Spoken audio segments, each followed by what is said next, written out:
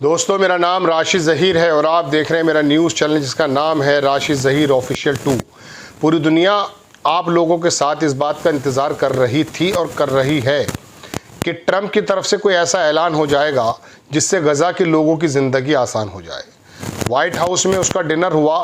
पूरी दुनिया के अखबारातों को छानने के बाद जितने भी हो सकते थे, उसमें मैंने कोई एग्जैक्ट ऐसा एलामिया, ऐसा स्टेटमेंट नहीं देखा जिसके बारे में ये कहा जा सके कि वहाँ पर सीज़ फायर हो चुका है या वहाँ 2 स्टेट सॉल्यूशन बनने जा रही है।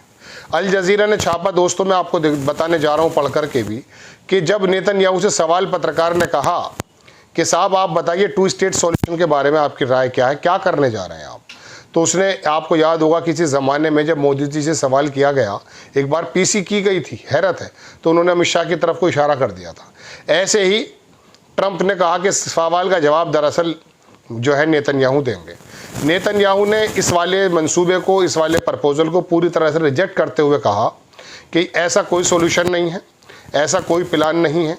और अलबत्ता आपने देखा कि गज़ा के अंदर हमास ने हमारे साथ क्या किया था। दूसरी बात दोस्तों यह है कि इन दोनों की मुलाकात का कोई जॉइंट स्टेटमेंट नहीं आया है। पहले ही तय हो चुका था कि ये लोग मुलाकात के बाद कुछ ऐसा नहीं देंगे। सीज़ फायर के लिए कुछ उम्मीदें ट्रंप ने ज़रूर बांधी कि जल्दी आप सुनने वाले हैं, वो आप ज़माने से भी सुन रहे हैं। तो ऐसी बात इस वाली मुलाकात के बाद ट्रंप की तरफ से निकल कर आई हैं। अल जज़ीरा ने इसको छापा है। लेकिन मैं आपको दोस्तों ये बताना चाहता हूँ कि इस प्लान के पीछे ये पाए तक मील तक क्यों नहीं पहुँच रहा है। हमें भी, आपको भी, दुनिया के तमाम लोगों को उम्मीद थी कि साहब ये जाएगा नेतन्याहू और वहाँ से सीज़ फायर हो जाएगा। हो भी सकता है या 2 स्टेट सॉल्यूशन की बात आ जाएगी, तमाम प्रपोजल एक दूसरे के सामने एक्सचेंज कर दिए गए। लेकिन वहाँ पर वो चाटुकारिता की हद से आगे बढ़ते हुए नोबेल प्राइज़ के लिए तो रिकमेंड कर गया। लेकिन बात ये पाकिस्तान और ये इजराइल, अब 2 मुल्क ऐसे हो गए दुनिया में जिन्होंने ऑलरेडी रिकमेंड कर दिया ट्रंप को कि इनको नोबेल पीस प्राइज़ मिलना चाहिए। कितना पीस हुआ है दुनिया में, खैर। तो मैं आपको ये बताना चाहता हूँ, वॉल स्ट्रीट जर्नल बहुत बड़ा इदारा है, कल उसने कैसी खबर छाप दी कि पता ये चला कि आप और हम जो बात कर रहे हैं वो तो दरअसल कुछ और है, बात तो कुछ और ही है। गज़ा के अंदर तमाम लोगों को वहाँ से निकाल करके जिस प्रकार के वहाँ पर पब, जिस प्रकार का वहाँ पर आयरलैंड, जिस प्रकार की वहाँ पर बिल्डिंग्स बनाने की बात है, उसमें तो ट्रंप और बाकी तमाम लोग शामिल हैं।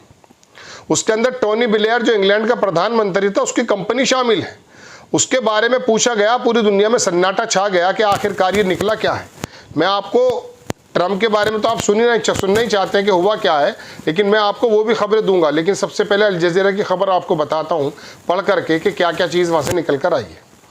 आप देखेंगे दोस्तों, अबू बैदा की तरफ से भी बयान आया, गाज़ा के अंदर कुछ लोगों के मारे जाने की खबर है, वो भी आया है। लेकिन सबसे इंपॉर्टेंट खबर मैं आपको बताता हूँ ये हूँ कि नेतन्याहू ने नॉमिनेट कर दिया ट्रंप को नोबेल प्राइज़ के लिए during private dinner at the White House. Al Jazeera की खबर है। दूसरी खबर बताता हूँ आपको, स्मोट्रिच जो इनका मंत्री है, उसने कहा कि मैं अपने प्राइम मिनिस्टर से कहता हूं और चीफ स्टाफ से कि इमीडिएटली स्टॉप कर दे foolishness of sending add.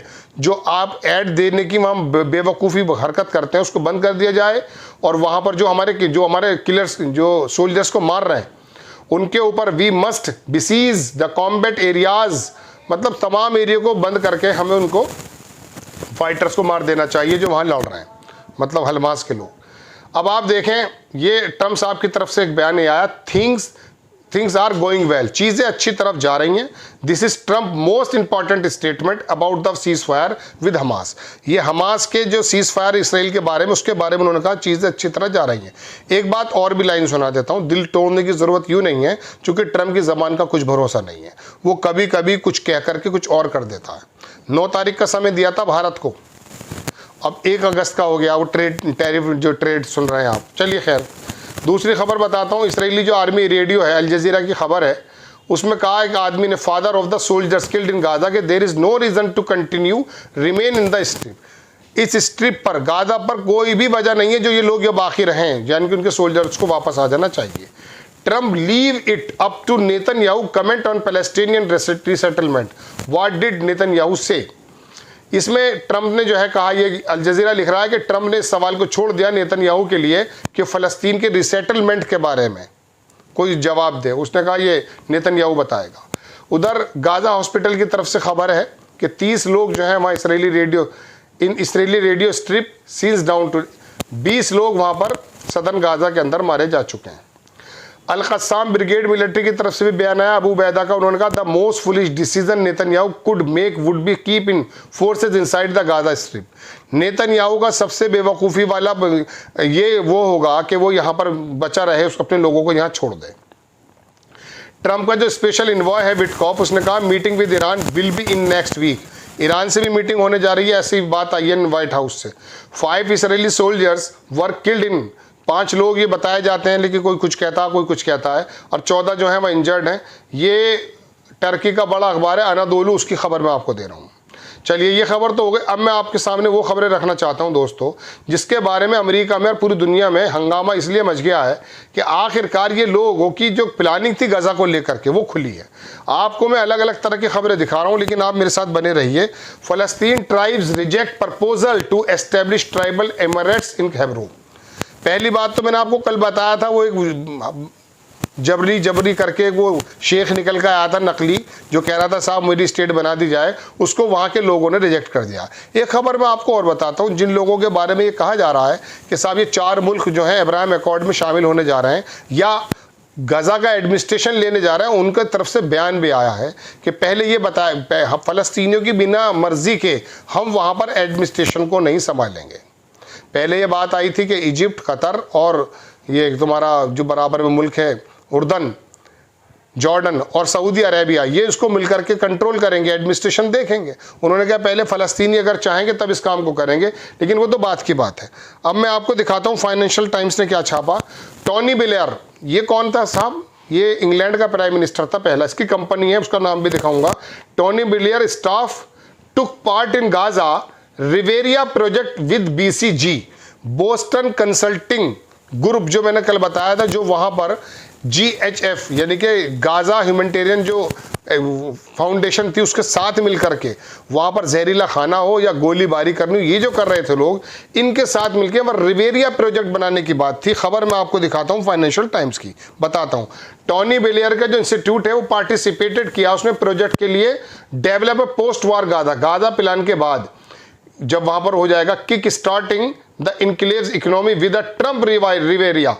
Trump के नाम से रिवेरिया बनेगा, जो आपने ट्रम्प टावर सुना भी था। इनका तो पूरा Elon Musk smart manufacturing zone, और एलन मस्क की भी इसके अंदर वो उस समय भागीदारी थी।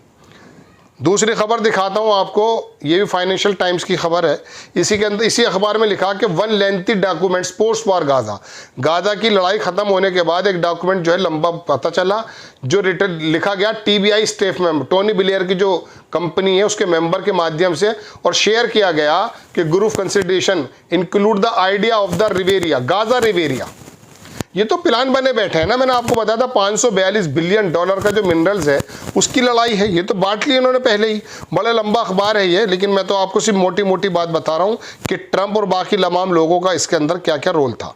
ये 10 मेगा प्रोजेक्ट्स थे गाजा में, 10 मेगा प्रोजेक्ट्स।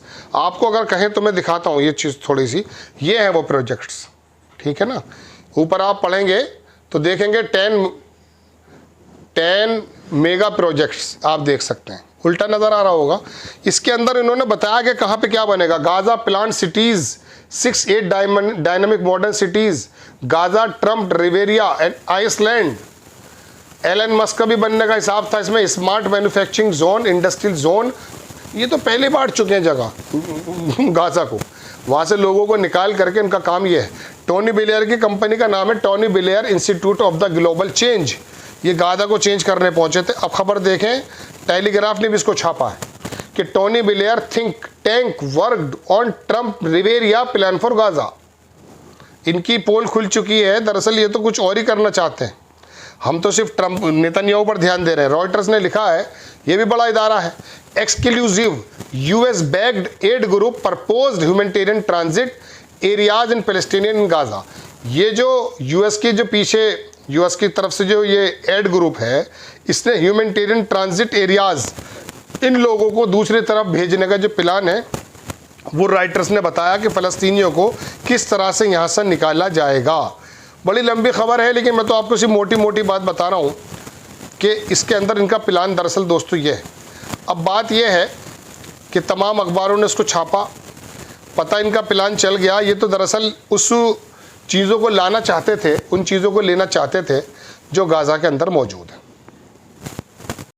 एक खबर और बता देता हूँ आपको कि ज्यूश पावर जो एमपी है वो want not a single Gazans left at Gaza end of war, stop all aid water, there are no innocents. Parliamentarian, ये चैनल 7 है इसराइल का, उसका एक मंत्री का उसने बयान, पूरा वीडियो है उसमें, ये वीडियो दरअसल दिखाया है आरटी ने। उसने कहा ये ज्यूश पावर का जो मंत्री है, एमपी है, वो ये कहता कि सारे पानी को रोक दिया जाए, तमाम ऐड को रोक दिया जाए, वहाँ पर कोई इनोसेंट नहीं है, कोई बच्चा महिला इसको इनोसेंट नज़र नहीं आ रहा है और उनको ऐसे ही ख़त्म कर दिया जाना चाहिए। और कह रहा कोई एक गजन्स में इसके अंदर गाजा में नहीं चाहता। क्या बात है। ब्रिक्स की तरफ से भी कुछ बयान आए हैं, वो एक अलग चीज़ है, अलग बताऊँगा। लेकिन बहरहाल आप जो सुनना चाहते हैं कि साहब वहाँ पर हो क्या रहा है, तो मैं आपको दोस्तों बताऊँ, कहानी तो ख़त्म है लेकिन आप इसे ख़त्म मत मानिए। मैं ट्रम्प के जितने मिजाज को समझा हूँ, उसने गालियां तक बकी हैं खबरों के मुताबिक। उसके बाद फिर उसने उसको बड़ा अच्छा आदमी भी बताया है। फिर वो कभी हथियार देने की बात भी करता है, कभी वहाँ रोकने की बात भी करता है। एक तरफ वो ज्यूज़ जो पूरा ग्रुप है उसको किसी तरीके से अपना दुश्मन नहीं बनाना चाहता, लेकिन दूसरी तरफ अपने मुफाद भी चाहता है, जैसे आपने देखे हैं। उसके एक समधी अगर कॉन्गो और रवांडा के मसलों को सुलझा रहा है, जिसकी कल मैंने तस्वीर भी आपको बताने की कोशिश की थी, जो वहाँ पर उस आदमी को सपोर्ट कर रहा है, उस मंत्री का, इसराइल का, जिसको लेटर दिया गया था उस शेख के माध्यम से। उधर बात यह है कि वो अपने मफाद की तरफ से भी है, दूसरी तरफ वो दुनिया को भी देख रहा है। तो ट्रम्प क्या काम करा दे, कभी वो बहुत बड़ा बता के फर्रा छोटा सा कर देता है, कभी वो छोटी सी बात को बहुत बड़ा कर देता है। तो ऐसा नहीं है कि नेतन्याहू व्हाइट हाउस में अगर डिनर कर रहा है तो उसकी सारी बातें मानी जाएंगी। ये जो 2 बात अल जज़ीरा की मैंने आपको बताई हैं कि अच्छी खबर आने वाली है, कभी कभी वो चुग्गा दे करके बड़ा काम कर देता, ऐसा मेरा मानना है। ऐसा हुआ भी है, लेकिन फिर भी इनकी तो प्लानिंग से कुछ और ही है। गाज़ा के अंदर अगर इस तरह के रिवेरिया, इस तरह के हार्बर, इस तरह के जो है ये जो भी बनाना चाहते हैं मड आइलैंड वगैरह, तो इसका मतलब ये है कि वो जो पुरानी खबर थी कि गाज़ा के अंदर जो उसका जो समंदर है, उसके जो अंदर मिनरल्स हैं, उस पर दुनिया की निगाह है। और वो स्विस कैनाल का भी एक रास्ता अगर चाहे तो इधर से होकर गुजर जाएगा, तो लंबा रूट नहीं पड़ेगा और इजिप्ट भी ख़त्म हो जाएगा, जो उसको स्विस कैनाल से जो उसकी आमदनी होती है। बड़ा लंबे लंबे मामलात हैं। हम सोच रहे थे कि ये जो ट्रम्प का समझी है कॉन्गो क्यों है, ये अफ्रीका के मुल्कों में क्यों है, पता चला उन कॉन्गो के अंदर ज़बरदस्त तरीके के मिनरल्स हैं। ये जो अलास्का और ये कोलंबिया और ये तमाम जगह जो अमेरिका कब्ज़ा करना चाहता है, उसकी वजह यही है कि मिनरल्स हैं। चूँकि ये आने वाले वक्त में दुनिया में वही ताकतवर रहेगा अकॉर्डिंग टू दैम, उनके मुताबिक, कि जिसके पास ये मिनरल्स होंगे। खैर, मैं तो गाज़ा के बारे में बताने हाजिर हुआ कि फ़िलहाल तो दोस्तों दिल तोड़ने वाली खबर है। उसने ट्रम्प की मौजूदगी में ये बयान दिया है। अलबत्ता ट्रम्प ने कुछ बातें कही हैं, अभी गेम ओवर नहीं हुआ है। मैं कल शाम से रात से इंतज़ार में था कि इस तरह की खबर आए। सुबह भी आपके लिए खबर बनाना चाहता था, लेकिन चूंकि नहीं आई थी तो बिला वजह की बातें मिलाकर आपके सामने तो हाजिर होना था नहीं। कुछ मजबूत खबरें आ जाती हैं मजबूत ज़राव से, तो वो आपके सामने बोलना पढ़ना भी अच्छा लगता है। आप बने रहिए, कुछ इसके अंदर अपडेट्स आने की उम्मीद है मुझे। सऊदी मुल्कों के अंदर भी एक उथल पुथल है। ईरान के मद्देनज़र भी कुछ प्लान्स बने हैं ट्रम्प के और नेतन्याहू के, जैसे कि अखबारात बता रहे हैं, लेकिन बातचीत का भी शगुफा निकाल दिया गया है। तो अब ये क्या किस तरफ लेकर जाती है जियोपॉलिटिक्स, इन नेताओं की मुलाकातें। हालांकि उम्मीद बहुत ज़्यादा थी कि ट्रम्प जैसे वहाँ जाएगा, वो ट्रम्प के पास जैसे नेतन्याहू आएगा, सीज़ फायर का इंतज़ाम भी हो जाएगा, उसकी उम्मीद मुझे अब भी है। अलबत्ता 2 स्टेट सॉल्यूशन हो, अब्राहम एकॉर्ड हो, इसकी मुझे कोई ज़्यादा, चूँकि प्रपोजल में भी नहीं लिखा है। आता हूँ किसी नई खबरों के साथ शाम तक दोबारा से। आपसे गुजारिश है चैनल को ज़रूर